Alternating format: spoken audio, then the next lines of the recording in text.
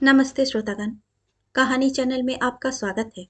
आइए सुनते हैं प्रतिभा राय जी की कहानी मन का पुरुष। पत्थर की दीवार सा, दोनों में प्यार था, ठोस, अभेद प्यार, वह भी दाम्पत्य प्यार, दीर्घ, व्यापक, जिधर से भी देखो बड़ा मजबूत, बड़ा दुरुस्त। पति पत्नी को जिसने भी देखा है यही कहा है, रेड़ी का तेल, भेड़ का बाल। 45 साल का मधुर दाम्पत्य जीवन है। पति पत्नी में कभी भी मुंह सूखा सुखी नहीं। जब भी देखो हंसी खुशी, मौज मस्ती, कौतूहल। पति निर्मल की ऊंची आवाज कभी किसी ने नहीं सुनी। जब भी सुना है, खुशी, उल्लास, रहस्य और हर्षोल्लास भरा स्वर ही सुना है। गुस्सा, खींच, गर्जन तर्जन, हो हल्ला, उनके संसार रूपी आसमान में अमावस का चांद था। जब कभी भी ऊंची आवाज में पत्नी से कुछ कहते, वह बनावटी प्रेम भरा अभिनय होता। कमला का पत्नी रूप जिसने देखा है उसने सोचा है पत्नी नहीं, साक्षात सीता, सावित्री, दमयंती, लक्ष्मी, सरस्वती, पार्वती है। रूप, गुण, सहनशीलता, नम्रता, अतिथि सत्कार, पति भक्ति, प्यार, स्नेह, भला किसमें उन जैसी नारी दिखाई देती है। तकदीर है, तकदीर के सिवा और क्या हो सकता है। कभी कभी पति निर्मल भी पत्नी के एकाग्र प्रेम से गले तक छककर मुंह खोलकर कह डालते, औरत का जीवन मिला है, तुम में गुस्सा, अहंकार, अभिमान, ईर्ष्या, द्वेष कुछ भी तो नहीं। कभी कभी मुझे संदेह होता है, वाकई तुम औरत हो या नहीं जी। गोधूली आसमान सा, चेहरे पर आंखों में प्रेम का रंग बिखेर कर, होठों पर हंसी का अमृत लगा कमला कहती, किस पर गुस्सा करूं, किससे ईर्ष्या करूं, किससे वाद विवाद करूं? तुमसे? तुम क्या पराए हो? यदि तुमसे ही वाद विवाद करूंगी तो फिर आखिर जीना तो तुम्हारे ही साथ है, मरूंगी तो तुम्हारी ही गोद में सिर रखकर। इस मरने के प्रसंग को लेकर पति पत्नी में सचमुच ही खींचातानी शुरू हो जाती। कौन पहले मरेगा, कौन बाद में मरेगा, इस बात का समाधान नहीं हो पाता। निर्मल कहते, तुम्हारी मौत मैं सह नहीं सकता, मैं पहले मरूंगा, हाँ मैं ही पहले मरूंगा, और मैं सह लूंगी वह दुख। पति होकर कितना भला चाह रहे हो मेरा। जान गई तुम में कितना प्यार है, सब स्वार्थ है, निजी स्वार्थ। कमला का गला रूंध जाता। माँ के झूठ मूठ का ऊ ऊ करके रोने पर चंचल लड़का जिस तरह अपनी जिद छोड़कर कहता है, नहीं नहीं अब ऐसा नहीं करूंगा, ठीक उसी तरह निर्मल सहम जाते। कमला का करुण दर्द, थम थम चेहरा और दूर दूर बरसने का इंतजार करती दोनों आंखों को देख वे सुधरे हुए बच्चे सा कहते, नहीं नहीं तुम पहले मरोगी, भले ही मुझे जितना दुख होगा, तुम्हें विदा करके ही मैं जाऊंगा। मेरे बाद तुम्हारे दिल की बात कौन समझेगा।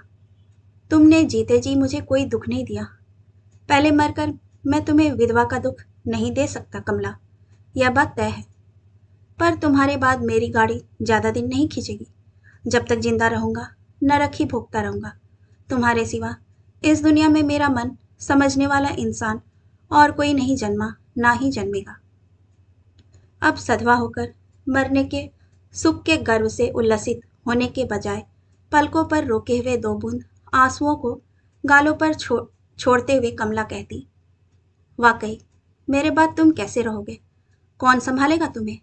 हे भगवान, इनके बगैर जीने में जितना दुख है, इन्हें छोड़कर मरने में उससे कम दुख नहीं। मैं क्या करूं।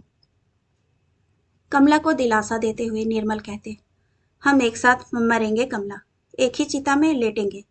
मेरा मन कहता है कि इससे भिन्न नहीं होगा। तुम घबराओ मत। तुम्हारी याद मुझे नहीं करनी पड़ेगी, ना ही मेरी याद तुम्हें। कुछ क्षण दोनों एक दूसरे को देखते रहते, फाय से हंस देते एक साथ। अपनी बचकानी हरकत के लिए दोनों खुद ही शर्मा जाते, मानो यमराज ने उनकी जागीर खाई हो, जो दोनों को एक साथ बांध ले जाएंगे। उम्र बढ़ने के साथ साथ अब मरने की बात कोई नहीं उठाता, पर अंदर ही अंदर मन में खटका बढ़ता रहता। किसे किसका दुख सहने के लिए विधाता दिमाग दौड़ा रहा है, कौन जाने। बच्चे बड़े बड़े हो जाने पर भी पति पत्नी ने अंतरंगता प्यार में कोई आड़ नहीं की। अपनी उम्र के कई अन्य दंपतियों की तरह लोगों को दिखाने के लिए सांसारिक वैराग्य नहीं अपनाया। जवानी और बुढ़ापे के बीच दाम्पत्य प्रेम का कम ज्यादा होना उन्होंने महसूस नहीं किया, बल्कि दोनों ने महसूस किया है कि गर्मी के दिनों का कुआं ऊपर से खुद ब खुद गहरा दिखने सा उम्र बढ़ने के साथ साथ प्यार और गहरा हुआ है। आपस की समझ गाढ़े औटे दूध की तरह खाटी हुई है। किसी एक की भूल के लिए दूसरे के दिल में कितना तर्क प्रमाण जुट जाता है। बच्चे माँ या बाप की गलती भूले भटके पकड़ ले तो एक दूसरे को बचाने के लिए दोनों एक साथ झपट पड़ते बच्चों पर। सांध्य आकाश में अंधेरा गहरा जाने पर टिम टिम धुंधला तारा बड़ा दिखने की तरह एक के जीवन भर का त्याग, समर्पण, दायित्व, कर्तव्य और निष्ठा दूसरे को बड़ा होकर दिखाई दिए हैं। पोते पोती ठुकुर ठुकुर चलने लगे हैं, फिर भी पति पत्नी का बिस्तर अलग नहीं हुआ है। कभी कभी निर्मल चुटकी लेते हुए कहते हैं, हमारी उम्र के बूढ़े बुढ़िया अलग अलग कमरे में सोने लगे हैं। बाहर कमरे में बूढ़े का बिस्तर और पोते पोती को लेकर अंदर कमरे में बुढ़िया का बिस्तर लगने लगा है। एक तरह से अच्छा ही है, बिछड़ने से पहले आदत पड़ चुकी होगी, फिर ज्यादा कष्ट नहीं होगा, क्यों है ना। इसके अलावा बहुएं सोचती होंगी, बुढ़िया इस उम्र में ससुर जी को पल भर नहीं छोड़ती। जब उम्र रही होगी तब ससुर के साथ दफ्तर भी जाती होंगी। निर्मल हंसने लगते। कमला गंभीर हो कहती, अपनी बचकानी बुद्धि से वे लोग जो कुछ कहते हैं कहें, उम्र होने पर खुद ही समझेंगे। पति पत्नी के प्यार में, उठने बैठने में जवानी बुढ़ापे का सवाल नहीं है। शारीरिक संबंध ही पति पत्नी का असली संबंध नहीं है। उन चमड़े से ढकी हड्डियों में भला अब कितनी चंचलता है, लेकिन हड्डियों के साँचे में अनुभव नामक जो एक अदृश्य दर्द है, वह तो जैसा था वैसा ही है। तुम अकेले क्यों सोओगे? आधी रात को प्यास लगेगी, शरीर में दर्द होगा, सिर पैर में फड़कन मचेगी, अकेला अकेला लगेगा। कौन पूछेगा यह सब? तुम तो आज तक गोद के बच्चे की तरह आधी रात को बड़बड़ाते हो, बदन में हाथ लगाकर हिलाने पर करवट बदलकर सो जाते हो। जीने को जो भी चंद दिन बचे हैं, इसी तरह तुम्हारी देखभाल करती रहूंगी। आंखें मूंद जाने पर क्या होगा? कौन आएगा देखने? मुझे तो रह रह कर तुम्हारी ही चिंता सताती है। वाकई मृत्यु शैया पर पड़ी कमला बेटी बेटा पोते पोती की चिंता से परेशान नहीं हुई। उनके बाद निर्मल जितने दिनों तक जिएंगे, उनके दिन कैसे अच्छी तरह कटेंगे, बस इसी चिंता से दुबली हो गई हैं। कमला के अनुभवी हृदय ने समझा है, उनके वियोग के शोक से पुत्र कन्या को कष्ट होगा, यह सच है, लेकिन असमय बादल की तरह एक दो बार बरसकर थम जाएगा। आसमान में भिन्न भिन्न ऋतुओं के प्रकाश, अंधकार, मौसमी प्रवाह के खेलों के बीच शोक के प्रवाहमान बादल स्वाभाविक रूप से छट जाएंगे, किंतु निर्मल के आकाश में बुढ़ापे और कमला की मृत्यु शोक की ऋतुओं के सिवा अन्य ऋतु प्रवाह की हवा, ठंड, ओस, मलय नहीं आएगी। इसीलिए वे शोक भूलकर सहज मनुष्य की तरह जी लेंगे। कमला को विश्वास नहीं होता। मौत से जूझते हुए भी कमला पति को गोद के बच्चे की तरह संभालती थी। उन्हें अपने मरने का दुख नहीं था। अपनी अनुपस्थिति में पति की क्या हालत होगी, यह दुख, उस दुख को वे मृत्यु की पीड़ा के साथ मिलाकर अविरत छटपटाती थी। हर वक्त बेटे बहू, बेटी, पोते पोती को समझाती थी, पिताजी का हालचाल पूछते रहना, उन्हें दुख मत देना। जिंदगी भर वे नहीं जान पाए कि दुख, लापरवाही क्या है। इस उम्र में सहसा जरा सी भी लापरवाही का एहसास होने पर उन्हें बहुत दुख होगा। कष्ट और पीड़ा से बहुत डरते हैं तुम्हारे पिताजी। मैंने तुम लोगों की जितनी देखभाल की है, तुम्हारे पिता की उससे अधिक देखभाल की है, जीवन भर। मेरे बाद कहीं उन्हें मेरा अभाव ना खटके। जिंदगी की अंतिम घड़ी में कमला अपने बड़े बेटे का हाथ अपनी हथेली में लेकर अति करुण रूप से रुकते रुकते स्वर में विनती कर रही थी। बेटे, पिताजी का ख्याल रखना। कमला की मृत्यु स्वाभाविक थी। प्राप्त आयु में भरा पूरा संसार फैलाकर वे चली गईं। दुनिया का यह निष्ठुर नियम एक ना एक दिन सबको मान लेना होता है। सगे संबंधियों को यह धक्का सहना पड़ता है, संभालना पड़ता है। लेकिन निर्मल बिल्कुल नासमझ बच्चे की तरह पागल से ही हो गए पत्नी शोक में। जीवन भर पान से लेकर चश्मा ढूंढने तक, दवा से लेकर शुश्रूषा तक सबके लिए वे कमला नाम जपते थे। कमला के मरने के बाद वे कमला नाम का जाप और अधिक करने लगे। कमला ऐसे पकाती थी, ऐसे परोसती थी, ऐसे बिस्तर लगाती थी, ऐसे पैर दबाती थी, ऐसे हंसती थी, बैठती थी, बातें किया करती थी, इत्यादि जपने लगे। सबके हर काम में वे कमला का प्रसंग छेड़कर तुलना करने लग जाते। बेटा बहू, पोता पोती कमला के काम करने के तरीके का अनुकरण करके पिताजी के मन से माँ का शोक कम करने की जितनी भी कोशिश करते, निर्मल शोक का बोझ उतने ही सीने से चिपका लेते थे। बहुएं हर काम खूब संभाल कर सावधानी पूर्वक करती, फिर भी निर्मल उनके काम की तुलना कमला से करते तो बहुएं हार जाती थी। तुम्हारी सास के हाथ जैसा नहीं बन पाया खाना, उनका पैर दबाना बिल्कुल न्यारा था, तुम लोगों का हाथ वैसा नहीं है, इत्यादि इत्यादि बकर बकर करते रहते दिन भर। खाना पीना, सोना उठना सब बिगड़ गया था। कमला के बिस्तर लगा देने पर उन्हें जैसी नींद आती थी, वैसी नींद भी अब कहाँ। कमला की चूड़ियाँ, चश्मा, साड़ी, ब्लाउज, पेन, कंघी, सिंदूर, काम में आने वाली तमाम चीजों को रोजाना हाथ लगाकर छुआ करते थे निर्मल। पोंछ पोंछ कर करीने से रखते थे, मानो वे कमला को छू रहे हों, उनके होने का एहसास कर रहे हों हर चीज में। बुढ़ऊ दिन प्रतिदिन कमजोर होने लगे। जिस दिन से कमला मरी है, उनके चेहरे पर किसी ने मुस्कुराहट नहीं देखी। कमला प्रसंग के सिवा अन्य कोई बात किसी ने उनसे नहीं सुनी।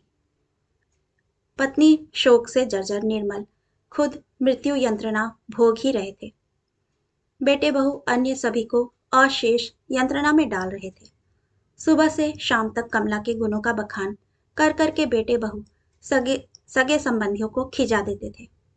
कोई मित्र आकर यदि निर्मल का पत्नी शोक कम करने के लिए कमला के अलावा कोई दूसरा प्रसंग छेड़कर उनका मनोरंजन करने का प्रयास करता, तो निर्मल किसी न किसी बात की लीक पकड़कर कमला तक पहुंच जाते थे। अंत में कमला के बारे में सुनते सुनते वे मित्र उकताकर लौट जाने को बाध्य होते। निर्मल का अगाध पत्नी प्रेम सबको मालूम था, परंतु वह प्रेम उनके जीवन के अंतिम हिस्से को इतना यंत्रणामय कर देगा, यह बात किसी ने सोची तक नहीं थी। मानो निर्मल के सारे जीवन का सुख आज अभिशाप में बदल चुका है। कमला को मरे 3 महीने हो चुके हैं। अब निर्मल कमला का बक्सा झाड़ झूड़ कर उनके कपड़े, सोना गहना सब सजा संभाल कर रखते हैं, मानो कमला मायके गई है, लौट आएगी। कमला के पूरे जीवन के दौरान निर्मल ने कभी भी कमला की निजी चीजों पर कोई अधिकार नहीं जताया। सब कुछ छोड़ दिया था कमला पर। कमला के शौक, आनंद, रुचि पर निर्मल की कोई बंदिश नहीं थी।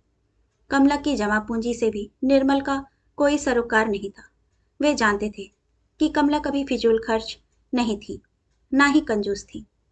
रुपया रुपया की रट लगाकर किसी भी दिन निर्मल के जीवन को असह्य नहीं किया था। यदि कभी निर्मल मजाक में कहते, तुम तो दूसरी औरतों की तरह कुछ बचा बचा कर जमा तो कर नहीं रही हो, मेरे मरने के बाद क्या करोगी? कमला महज दर्द भरी निगाह से पति की ओर सिर्फ ताकती रहती, जिसका अर्थ होता, तुम्हारे बाद मेरा जीवन भी कोई होगा जो पैसे जमा करके रखूंगी। एक दिन कमला की छोटे बक्से को खोलकर यूं ही सजाते सजाते निर्मल एकाएक फपक फपक कर रोने लगे। बहू बेटे घबरा कर दौड़े। रुपयों की एक थैली पकड़े वृद्ध निर्मल हृदय विदारक आंसू बहा रहे थे। बेटे के हाथ में वह थैली पकड़ाते हुए बोले, देख, तेरी माँ का काम, इसके सहारे भला मैं उसके बगैर जी सकूंगा। बेटे ने थैली खोलकर देखा। रुपयों के साथ एक कागज भी था। उस पर कमला के हाथ से लिखे अक्षर, तुम्हारा स्वभाव मैं जानती हूँ। मेरे बाद तुम बेटे बहू से 5 रुपए तक नहीं मांगोगे, इसीलिए सारा जीवन अपने ही खर्च से बचाकर इतने छोड़े जा रही हूँ। रुपया देखकर बेटे बहू अवाक थे। इतने रुपया इकट्ठा करने के लिए माँ ने जीवन भर कितना त्याग नहीं किया होगा। उसके बाद निर्मल को दिन काटने की चीज मिल गई थी, कमला के हाथ से लिखी एक कॉपी। इधर उधर की तमाम बातें कमला ने उसमें लिखी थी। नियत रूप से तारीख, माह, वर्ष के अनुसार लिखी ना होने पर भी वह कमला की डायरी कही जा सकती है। विवाह के बाद से लेकर मरने तक जीवन की खास खास घटनाएं बना सनाकर कमला निसंकोच निर्भीक रूप से लिख गई है। बच्चों का जन्म, उनका लालन पालन, शिक्षा, विवाह, पोते पोतियों का जन्म इत्यादि कुछ भी नहीं छोड़ा था। कहा जाए तो निर्मल के वंश का इतिहास लिख गई है कमला। उनके दाम्पत्य जीवन की अनेक बातें, अनेक कष्ट, अनेक घटनाएं दुर्घटनाएं, सुख दुख का विश्लेषण कर गई है। ऐसी अनेक घटनाएं कमला लिख गई है जिसके बारे में निर्मल को कभी पता तक नहीं चल सका। पता चलने ही नहीं दिया कमला ने। अनेक जटिल पारिवारिक समस्याएं पति को बताए बगैर स्वयं ही उनका समाधान कर गई है। 4 बच्चे पैदा करने से लेकर उन सब के विवाह तक ना जाने कितनी समस्याओं का सामना करना पड़ा है कमला को। उनमें से अनेक घटनाएं निर्मल तक नहीं पहुंची है। ऐसी अनेक घटनाएं हैं जिनमें निर्मल के पितृ हृदय को ठेस पहुंचती, रक्तचाप बढ़ जाता, हृदय यंत्र को बिगाड़ जाती। परंतु कमला सारी बातें अपने आंचल में छुपाकर भले ही खुद उस आग से झुलसी हो, लेकिन पति को उस आग की आंच तक लगने नहीं दी। एक जगह कमला ने लिखा है, पुरुष दुनिया का सारा बोझ संभालते हैं। आर्थिक संकट से लेकर गंभीर गंभीर पारिवारिक समस्या के समाधान की दिशा में दिमागी बोझ के कारण अकाल ही रक्तचाप, हृदय रोग, मधुमेह जैसी बीमारियों का शिकार होते हैं। हमारे देश की पत्नियां आश्रित बेल की तरह पति के सहारे महज जिंदा ही नहीं रहती, तमाम पारिवारिक समस्याओं को और बढ़ाकर पतियों का खून चूसती हैं। सिर्फ बच्चे पैदा करना और खाना बनाने के सिवा अन्य कोई महत्वपूर्ण काम उनकी जिम्मेदारी के दायरे में नहीं है, यही उनका सोचना है। पति के आर्थिक संकट में तो सहायक होती नहीं, मानसिक तनाव में भी भागीदार नहीं होती। हमारे देश के सांसारिक पुरुष तरह तरह से पिस रहे हैं, पीड़ित हो रहे हैं, सब कुछ होते हुए भी दिवालिया हैं, सगे संबंधियों के बावजूद अकेले हैं।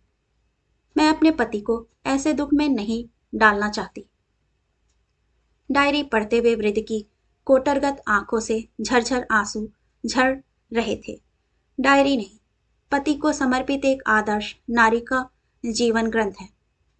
निर्मल एक एक करके बार बार पढ़ते पन्नों को। उनकी जिंदगी में घटी अनेक अदृश्य घटनाएं उन्हें नए रूप से दिख रही थी। कमला धीरे धीरे देवी बनती जाती और वृद्ध निर्मल का पत्नी शोक दिन प्रतिदिन नियंत्रण से बाहर होता जाता। निर्मल शोक भरे स्वर में सबसे कहते, कमला इंसान नहीं थी, देवी थी। शाप पाकर मृत्युलोक में जन्मी थी, वह स्वर्ग चली गई। मैं उसके लिए आंसू बहाऊं, क्या मैं वाकई उसके योग्य था? निर्मल रात दिन डायरी लिए हुए इधर उधर पन्ना पलटकर मन लगाकर पढ़ते थे। अब किसी पर नाराज नहीं होते थे। रात बीतने पर कमला कथा नहीं सुनाते।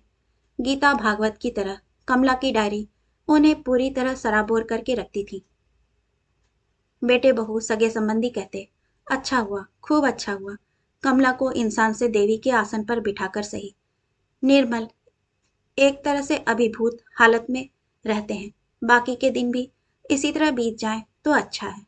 काश इस डायरी के पन्ने कभी खत्म न होते। लेकिन एक दिन सहसा कमला की डायरी का अंतिम पृष्ठ आ गया। कमला के मरने के कुछ ही दिन पहले लिखा गया था। अंतिम पृष्ठ पढ़ने के बाद निर्मल के भाव भंगिमा, भाषा, व्यवहार, शोक का हाव भाव, कहा जाए तो संपूर्ण व्यक्तित्व ही बदल गया। उन्होंने वह डायरी दूर फेंक दी। कमला की रोजमर्रा में के प्रयोग में आने वाली चीजें जो उन्होंने यादों का सहारा समझ सजा सवार कर रखी थी, तोड़ फोड़ कर इधर उधर बिखेर दी। कमला की तस्वीर फाड़कर टुकड़े टुकड़े कर दी। चिल्लाते हुए बोलने लगे, सब झूठ है, सब माया है। पत्नी, बच्चे, परिवार, स्नेह, प्रेम, सारे रिश्ते दिखावा है, नाटक है। मनुष्य क्यों उस झूठी माया में उलझकर इतना कष्ट भोगता है? दिखावे को सच समझकर इस तरह रटता रहता है। वाकई मैं कितना नासमझ और मूर्ख हूं। नाहक ही जिंदगी के बाकी दिनों की हत्या करने वाला था। मैं किसी का पति नहीं, मेरी कोई पत्नी नहीं। मैं अकेला हूं, अकेला आया हूं, अकेला जाऊंगा। छी कमला, मैं तुमसे घृणा करता हूं। सारी जिंदगी मुझे एक भेड़ बनाए रखकर अभिनय कर कर चली गई। आज से तुम मेरी कुछ नहीं हो। अब से मैं हंसूंगा, खुशियां मनाऊंगा। बाकी की जिंदगी स्वतंत्र आदमी बनकर जीऊंगा। निर्मल हंसे, प्रफुल्लित हुए। पोते पोतियों, बहू बेटियों के साथ आनंद खुशी मनाकर घर को सिर पर उठा लिया। कमला की बात छिड़ते ही खींच उठते, कहते, जो मर गया सो गया, भला उसे याद कर करके सब क्यों सरे? निर्मल की इस तरह की चपल प्रगल्भता एक और खतरा बन गई थी। बहू बेटे ने सहमते हुए डायरी उठाकर उसका अंतिम पृष्ठ पढ़ा। कमला ने लिखा था, मेरे पति जैसा सरल, निर्मोही, अच्छा इंसान आजकल पाना मुश्किल है। उन्होंने मुझ पर दुनिया भर की सुख सुविधाएं उड़ेल दी। अपनी क्षमता के मुताबिक उन्होंने मुझे क्या कुछ नहीं दिया। फिर भी अगले जन्म में मैं उन्हें पति के रूप में नहीं पाना चाहती, बेटे के रूप में पाना चाहती हूँ। जिंदगी भर मैं उन्हें संतान का स्नेह ही देती आई हूँ और उसी से वे पूरी तरह संतुष्ट हैं।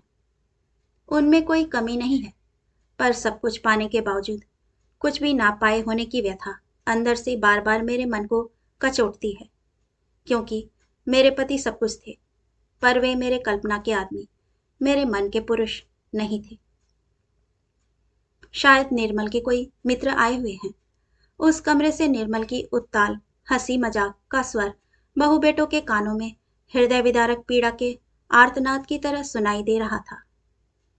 कमला के जीवन के अंतिम पृष्ठ ने निर्मल के बाकी जीवन को सुख में डुबोया था या उनके सारे जीवन के सुख को शोक में बदल दिया था।